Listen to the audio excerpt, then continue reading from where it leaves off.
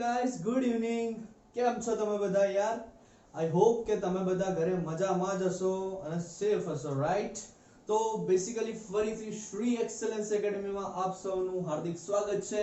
હું છું રાજ ત્રિવેદી, તમારો બાયોલોજીનો મેન્ટર, તમારો બેસ્ટ ફ્રેન્ડ.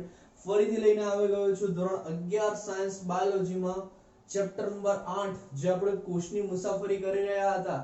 એમાં જે ટોપિક હતો આપણો પ્લાસ્ટિડ, તો જેનો પાર્ટ 1 હતો એમાં આપણે પ્લાસ્ટિડ નો જે બેસિક ઇન્ટ્રોડક્શન હતો એ શીખી ગયા હતા.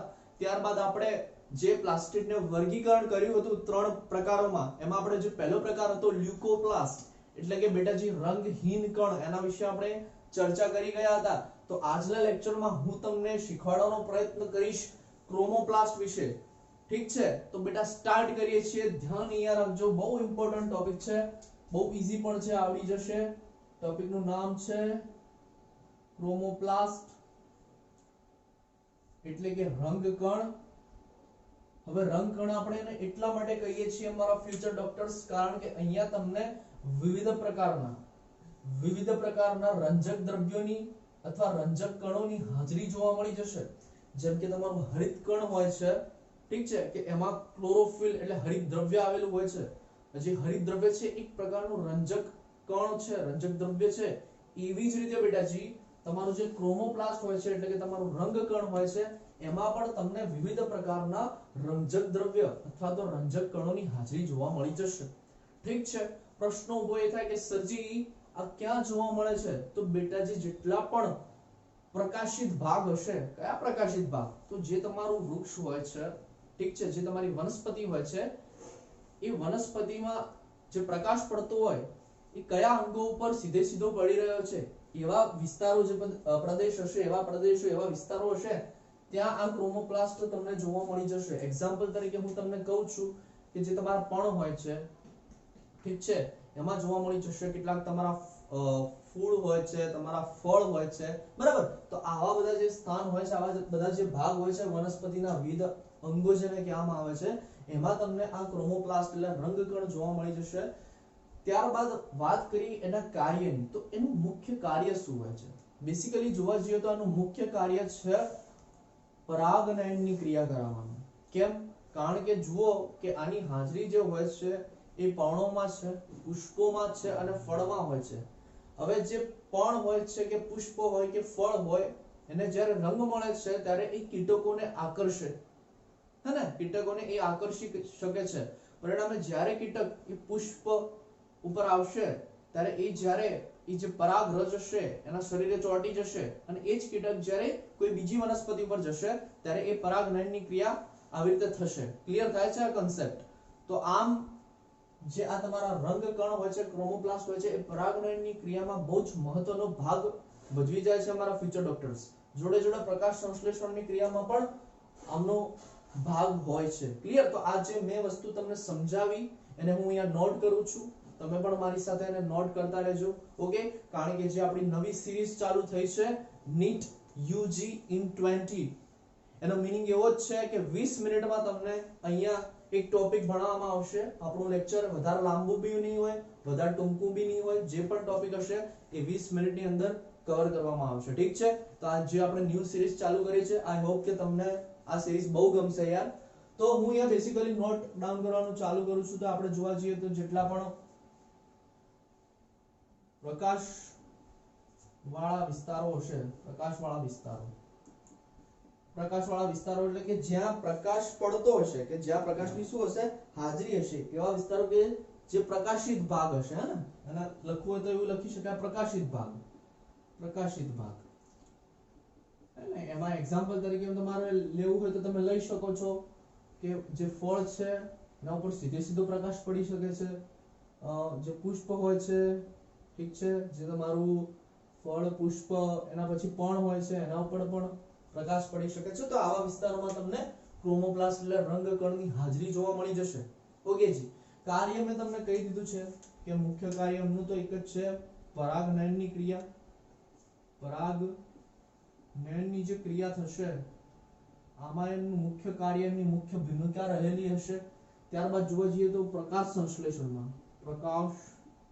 સંશ્લેષણ ની ક્રિયામાં પણ એ બહુ અગત્યનો ભાગ ભજવશે, બહુ અગત્યનું મુખ્ય કાર્ય કરશે. તો આ વસ્તુ તમને પહેલા ક્લિયર હોવી જોઈએ. હવે જે ક્રોમોપ્લાસ્ટ છે એ અલગ અલગ પ્રકારના હોઈ શકે છે. એક એક કરીને હું તમને એનો પ્રકાર સમજાવીશ. ઠીક છે, તમે સમજવાનો પ્રયત્ન કરજો. જો આને આપણે વર્ગીકૃત કરવાનો પ્રયત્ન કરીએ, ઠીક છે, આને ક્રોમોપ્લાસ્ટને આપણે વર્ગીકૃત કરવાનો પ્રયત્ન કરીએ તો પહેલું તો આવશે કેરોટિનોઇડ્સ. કેરોટિનોઇડ્સ કેરોટિનોઇડ્સ આ કેરોટિનોઇડ્સ જે છે, ઠીક છે, આ એક ક્રોમોપ્લાસ્ટનો એક પ્રકાર છે કેરોટિનોઇડ્સ. તો કેરોટિનોઇડ્સ એ પણ આગળ જતા બે ભાગમાં વર્ગીકૃત થાય છે. ઠીક છે, એક આવે છે કેરોટીન, કેરોટીન, અને બીજો જે આવે છે એને કહેવામાં આવે છે ઝેન્થોફિલ, ઝેન્થોફિલ. ફરીથી કહું છું તમને એકવાર કે ક્રોમોપ્લાસ્ટ છે એ વર્ગીકરણ પામે છે. એનો એક મુખ્ય રંજક દ્રવ્ય અથવા રંજક કણ જે હોય છે કેરોટિનોઇડ્સ. આ કેરોટિનોઇડ્સ પણ આગળ જતા બે ભાગમાં બે પ્રકારે વર્ગીકૃત થાય છે. પહેલો પ્રકાર જે છે કેરોટીન, બીજો પ્રકાર છે ઝેન્થોફિલ. જે આ કેરોટીન હોય છે મારા ફ્યુચર ડોક્ટર્સ, એ પીળો રંગ ઉત્પન્ન કરશે. જે ભાગમાં વનસ્પતિના જે ભાગમાં કેરોટીનની હાજરી હશે એ ભાગ પીળો રંગ ઉત્પન્ન કરશે. ઠીક છે. ઝેન્થોફિલ, આ જે ઝેન્થોફિલ જે ભાગમાં હાજર હશે એ જે ભાગ હશે એ નારંગી રંગ ઉત્પન્ન કરવા માટે જવાબદાર હશે. ઓકે, તો આ વસ્તુ તમારા મગજમાં પહેલા ક્લિયર થવી જોઈએ કે ક્રોમોપ્લાસ્ટ છે એનો એક પ્રકાર પડે છે. અંદર જોવા જઈએ તો એક પ્રકારનું રંજક કણ આવેલું હોય છે જેને કહેવામાં આવે છે કેરોટિનોઇડ્સ. તો એ પણ આગળ જતા બે કેટેગરીમાં ડિવાઇડ થાય છે. એક જે ફર્સ્ટ કેટેગરી છે કેરોટીન, સેકન્ડ વનમાં છે ઝેન્થોફિલ. તો કેરોટીન જે છે એ પીળો રંગ ઉત્પન્ન કરવા માટે જવાબદાર છે, જ્યારે ઝેન્થોફિલ જે છે એ નારંગી રંગ ઉત્પન્ન કરશે મારા ફ્યુચર ડોક્ટર્સ. ક્લિયર છો? બહુ સરસ યાર. ક્લેપ્સ, ક્લેપ ક્લેપ જલ્દી, હાઈ ફાઈવ. બહુ સરસ. તો હવે આગળ શીખવાનો પ્રયત્ન કરીએ. જુઓ આગળ કેટલીક લીલ જોઈ છે તમને, કેટલીક લીલ હોય છે તમે જોઈ હશે. બદામી રંગની જોવા મળે છે, રાતા રંગની જોવા મળી જાય છે, લાલ રંગની જોવા મળે છે. તો એમાં પણ એ જે લીલ હોય છે એમાં પણ તમને આ ક્રોમોપ્લાસ્ટની હાજરી જોવા મળી જશે. તો એ લીલમાં આપણે જોવા જઈએ તો એક બે એક્ઝામ્પલ હું તમને અહીંયા લખવાનો પ્રયત્ન કરું છું, સમજાવવાનો પ્રયત્ન કરું છું. તમારે એને ધ્યાન રાખવાના છે. ઠીક છે, તમારો બેક્ટેરિયા પણ આવી જશે. જોઈએ એમાં શું થાય છે. તો ક્રોમોપ્લાસ્ટ જે હોય છે લીલમાં પણ તમને આગળ જતા જોવા મળી જાય છે. તો એમાં જે પહેલું એક રંગ કણ હોય છે એ હોય છે ફિયોપ્લાસ્ટ. ફિયોપ્લાસ્ટ શું? ફિયોપ્લાસ્ટ. આ જે ફિયોપ્લાસ્ટ હોય છે એ પણ એક પ્રકારનું રંજક કણ છે જે લીલમાં તમને જોવા મળી જશે. ત્યારબાદ આવશે રોહોડોપ્લાસ્ટ.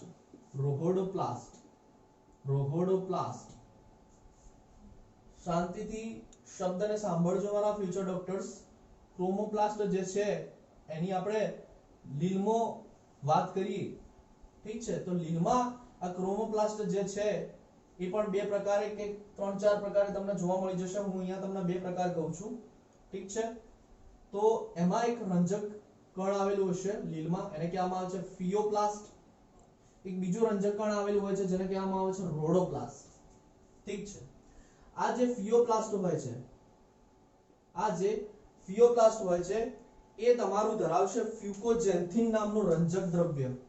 શું ધરાવશે? ફ્યુકોઝેન્થિન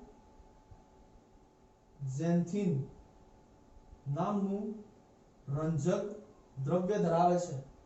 આ ફ્યુકોઝેન્થિન નામના રંજક દ્રવ્યના લીધે જે લીલ હોય છે એના સુકાઈનો જે રંગ હોય છે એ બને છે બદામી.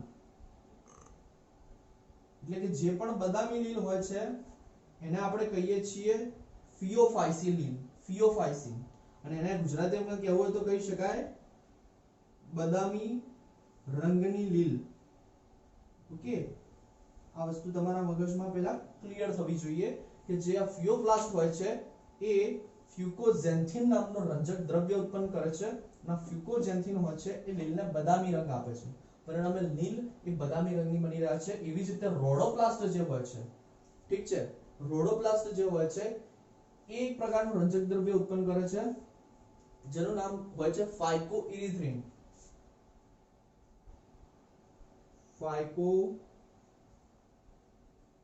ઇરિથ્રિન. ધ્યાન અહીંયા રાખજો, ફાઇકોઇરિથ્રિન પ્રકારનું રંજક દ્રવ્ય જે હોય છે આ રહોડોપ્લાસ્ટ ઉત્પન્ન કરે છે. ઠીક છે. પરિણામે જે લીલનો રંગ બને છે એ લાલ બને છે, એટલે લાલ રંગની દેખાય છે લીલ. ઠીક છે ને. ત્રીજામાં આપણે જોવા જઈએ તો તમારા બેક્ટેરિયામાં વાત કરીએ તો બેક્ટેરિયા જે તમારા પ્રકાશ સંશ્લેષી બેક્ટેરિયા હોય છે, હે ને, પ્રકાશ સંશ્લેષી બેક્ટેરિયા, એમાં આપણે વાત કરીએ પ્રકાશ સંશ્લેષી બેક્ટેરિયામાં તો એમાં ક્રોમેટોફોર નામની એક અંગિકા તમને જોવા મળી જશે. ક્રોમેટોફોર. ક્રોમેટોફોર નામની જે અંગિકા હોય છે એ પણ આવી રીતે રંગ કણો ધરાવતી હોય છે અમુક પ્રકારના, જે બેક્ટેરિયામાં પ્રકાશ સંશ્લેષણની ક્રિયા માટે જવાબદાર હોય છે. આ વસ્તુ તમારે યાદ રહેવી જોઈએ બેટાજી. તો ફરીથી એકવાર કહી દઉં છું, ક્રોમોપ્લાસ્ટ જે રંગકણ છે એ પણ આગળ જતા લીલમાં આપણે એની જોવાનો પ્રયત્ન કરીએ તો એમાં પણ તમને બે પ્રકારના રંગકણો જોવા મળી જશે. એક હોય છે ફિયોપ્લાસ્ટ, બીજા હોય છે રોડોપ્લાસ્ટ.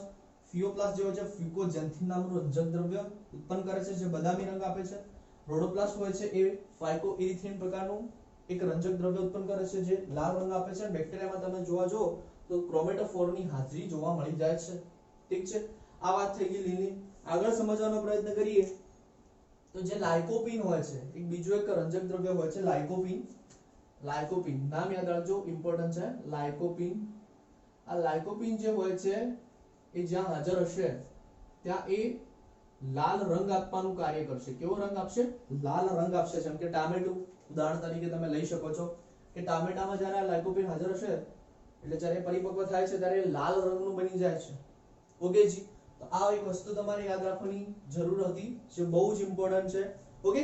અને બીજું તો આના સિવાય એક એક્ઝામ્પલ લેવું હોય તો તમે મરચા પણ લઈ શકો છો. લાલ રંગના મરચા હોય છે, હા ને, તો એમાં પણ આ લાઇકોપિન બહુ મોટા પ્રમાણમાં હાજર હોય છે. ઓકે જી. બહુ સરસ બેટા. તો આજનું જે આપણું વિડિયો લેક્ચર છે નીટ યુજી 20 એને અહીંયા આપણે સમાપ્ત કરીએ છીએ. યાર વિડિયો ગમ્યો હોય તો એને પ્લીઝ લાઈક કરો, વિડિયોને વધુમાં વધુ શેર કરો, આપણી ચેનલને સબસ્ક્રાઇબ કરો. ઠીક છે. ફરીથી કાલે એક નવા વિડિયોમાં એક નવા ટોપિક સાથે હું તમને મળીશ. ત્યાં સુધી ઘરે રહો અને સેફ રહો. ચલો મળીએ ફરી.